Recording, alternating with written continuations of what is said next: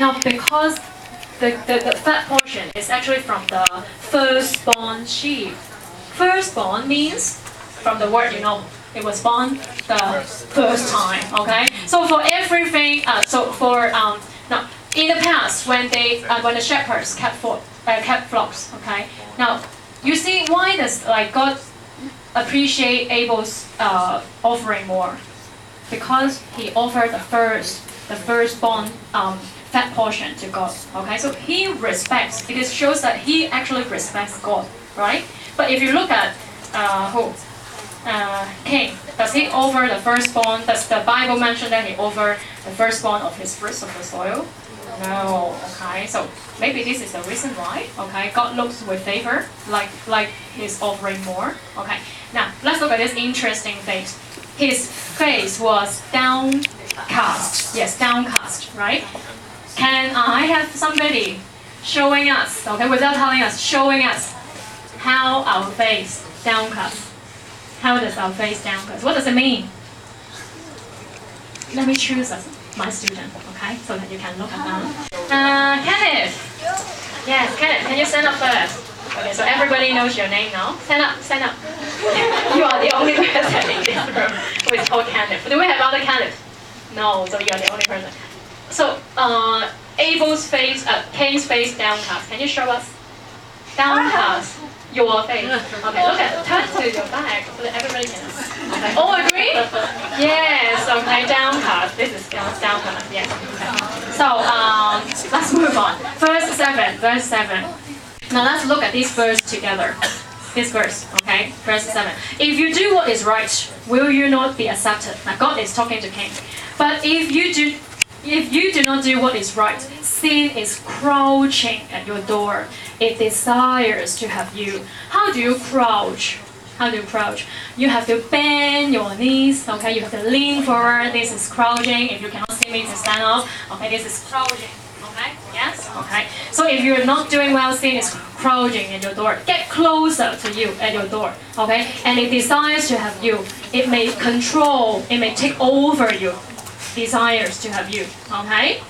And then one interesting thing that Cain's told God is that, how do I know where my brother is? Am I my brother's keeper? Now, how do you interpret this phrase? Just now you have talked to your friends next to you, right? How do you interpret this phrase? Can we have people telling us? Yes? Anybody? Want to try? Yeah? What do you think? Good, okay. Now, he said, am I my brother's keeper? So, we have one student saying that the responsibility of keeping my brother. Okay, so if you're somebody's keeper, you protect them. You are responsible for them. Yeah, okay. Now you can put it down. This is an idiom from the Bible that we are still using it in the modern time. Okay, this is an English idiom from the Bible. Okay. Verse 12. God said, now Cain, you will be a restless wanderer. Restless, L-E-S-S-ness. If we put it after an adjective, it means without rest, no rest. Okay, wanderer, you will wander around. Okay, so no fixed place to stay in. Okay. Do you understand this? Okay, so let's move on. Okay, verse 12, we see this word. How do we read this word now? If you don't know, look at this. How do you feel? Then this is yield. Yes, yield is crops. What does it mean? Yield means provide, gives. Okay, so that means the crops won't grow for you.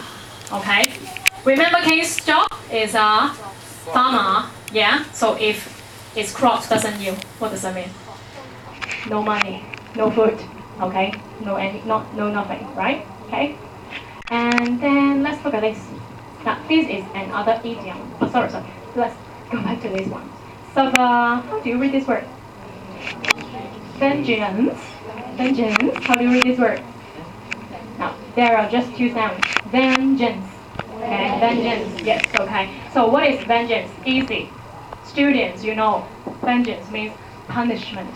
Okay, punishment. Yes. Let's move on. Now, the last two are the other idioms that we learn from this Bible story. Okay, the first one, mark of Cain. Okay, God put a mark of Cain here, somewhere, maybe on Cain's face. Okay, so mark of Cain means mark of shame. Mark of shame. He has done something wrong. Okay, and God put a mark on him. But originally, actually, God wanted to protect him against other people's attack. Yes. Last one, in the land of Nod. Okay. How do you interpret this idiom? Maybe you tell me. I talk too much. How do you interpret this idiom? Now let's look at verse 16. So Cain went out from the Lord's presence and lived in the land of Nod, east of Eden. Do you think this is a place that is near, it is far away? Do you think this is a place that is far away? Yeah, maybe. Yes, it may be far away, right? Okay. Now, Nod, N-O-D, Nod. This word means wandering. Okay. Now, but in the land of Lord means in the modern day, it means falling asleep. Okay, so this lesson is so boring. I'm going to the land of law. That means you are falling asleep because you're bored by me. Okay, so this is the modern usage now. Okay, can we read the words together one more time? Okay, so ready? Yeah, the first one. Cat. Cat portions. First one. Look with favor. His face was downcast. Sorry, what is this? Approaching at your door. Yes. This one? Desires. Desires to have you. My brother's keeper. Restless wanderer. And then this one? You is cross. My punishment is more than I can bear. Suffer vengeance. Mark of Cain. In the land of very good. Okay. Now, to test whether you have understood or not, you can go to your book. Is that page 15? Point 2.4? Part 2.4? Yes. Okay. So there are 3 sentences. Try it out. See if you can.